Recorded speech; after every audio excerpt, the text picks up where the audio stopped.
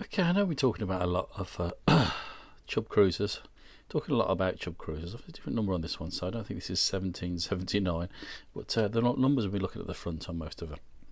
So, classic Chubb cruiser, offset keyway.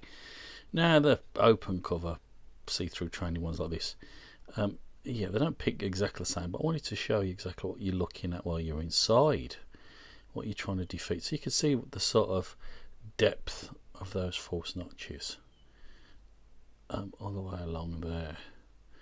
Yeah, little tricky buggers they are. And there's that sort of control lever. There's not a lot of binding. It's going to be difficult to bind in this plastic case, but we'll give it a go. And I'll try and have a little look. People say, oh, what's going on? You know, I'll try my best. I need enough room so I can see what I'm doing. But you guys need to see as well. So let's try and find the optimum angle, to say the least. Let's try that. Right, padlock tool. Obviously the padlock tool is going to go in there. And you should be able to see that is this light. They're better.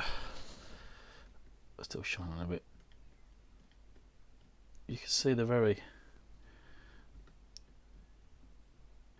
tip of that padlock tool just engaging the back. Okay. And the sort of restriction you're going to get on these little buggers. So we'll try that as much as we possibly can. That 1.2mm wide, the longer one. So when you're in there, obviously you can quite easily get front to back. You can, you know, listening to that ticking. That's what you're looking for. You see that one there? That number 2 is 9 enough. Not 0, but 9 enough. One little nudge. You see me little tap, tap, tap.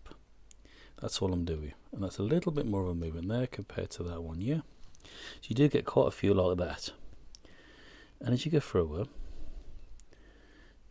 try and avoid that false notch. Sometimes you have to go off and then on. You see me do that? Sometimes you're trying to get it up to the line and then you go back on and hold it there. That's what I'm doing. I'm trying to avoid that great big false notch there on the top. Up there, let's lift it up a little bit so you can see. See, you get a lot like that, so that big false notch. So I was lifted it up out of the way and then I get it to hold. So there, see I'm out, lift it up out of the way. So we'll go back on that one. So I've got a good chance I'll get stuck straight away there, like that. But if I go off and lift him out of the way and then go back in again, he's out of the way now. And then when you see me, try and get this a bit angle. You see me when I'm topping out on that same lever, so I go off, up, out the way, and you'll see sometimes it will just flip over. It's just slightly too short, so it tops out underneath that lever. I'll do not that one. Let's try this one. See that one there? See how it's just right on the edge. There you go. It's topped out. It's actually gone. There it is. There. Just slightly. It's lifted well out of the way, but my wire's gone right over the side. More than enough height, like, but that's where the top out. And we'll slowly go through it. So it's a lot of bouncing, a lot of tension on and off.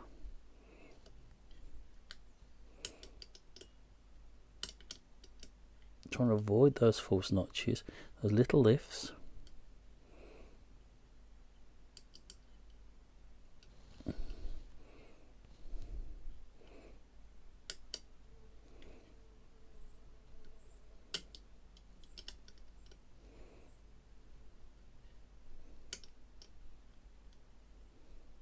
Off and then on. Nothing on the back yet. Nothing on that one. Nothing on that one. So they don't always bind where you want them to be. So there's lots of little nudges. That's it, solid there now. Off a little bit. Try and find its true gate.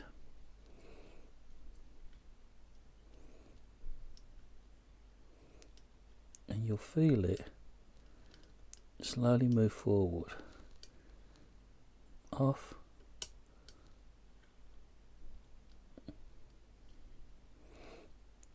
and it's actually harder for me to do when I can see because I can see what I'm doing, than feeling.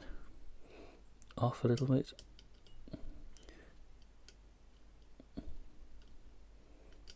it's just practice with them really. Know your tension.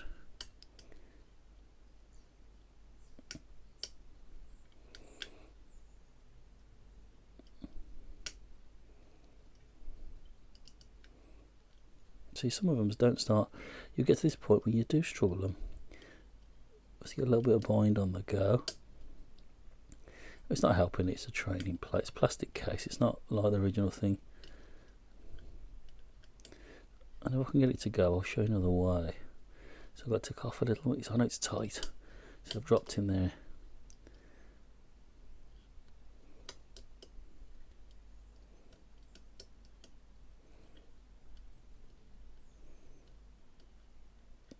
One doesn't want to bind, see at all. Or number 5. Go off a little bit, topping out again.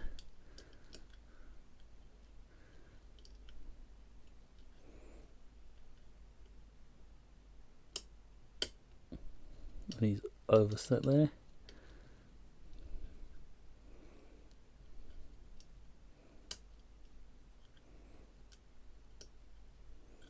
He wants to keeps dropping. So only touch 1, 2's there. So you do get a lot of drops like this. I mean, what I'll do in this case, there go everything. See where that little back end of your, I'll take this wire out. See where your upstand is. There you go the way in. Now pull it a little bit. See, I pulled it towards myself there. Just sometimes if you just pull it a little bit more, it causes a tiny bit of compression. They'll bind a little bit better than being right at the back. It just depends. So I'm going to try the same method. I'm going to pull him a little bit towards it. Now he's just in the on the edge. I'm going to have another go.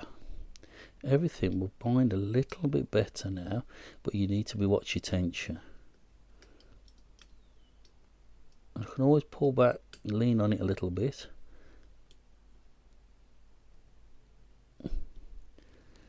Take it off, trying to get him up.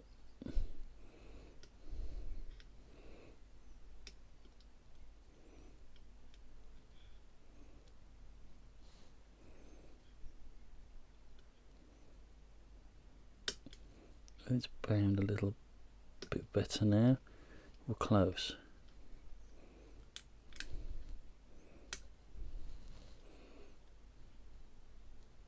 There you go. So the difference, just by having that,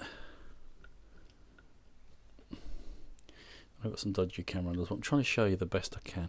We'll be open, yeah? By having it just on the edge instead of all the way at the back, just compresses it a little bit. A little trick I thought I'd share with you. I know we're doing a lot of cruisers lately, so lots of those little things when you're picking can help you understand what's going on. But looking inside this one, you can see what you got to try and defeat. Okay, you can see about taking tension off and putting it back on and then going into it, especially some of the higher ones. You can understand now when your wire tops out, it is high enough, but it's just topping out. And then helping you out with a little bit of compression, because we were struggling to get them to bind. I know this plastic case has not probably helped, but sometimes inner locks do wear, and that can help too. So I do hope that helped you a little bit, even if you're not interested in picking padlocks, just to understand what's going on. And they are little tricky buggers, I swear they really are. Anyway guys, really appreciate your support. Thanks for watching. Thanks for spending the time to watch for the videos. Hope you do learn some of it. You can use some of those methods on picking other lever locks. Don't just think about padlocks, but you can. It's really crucial. You've got to understand exactly what you're picking so you know you can build a mental picture up as you're going through it, and then I can show you different ways of trying to make it a little bit easier. So guys, thanks for your support, have a fantastic week, and I shall see you all next week. Take it easy. Ta-da.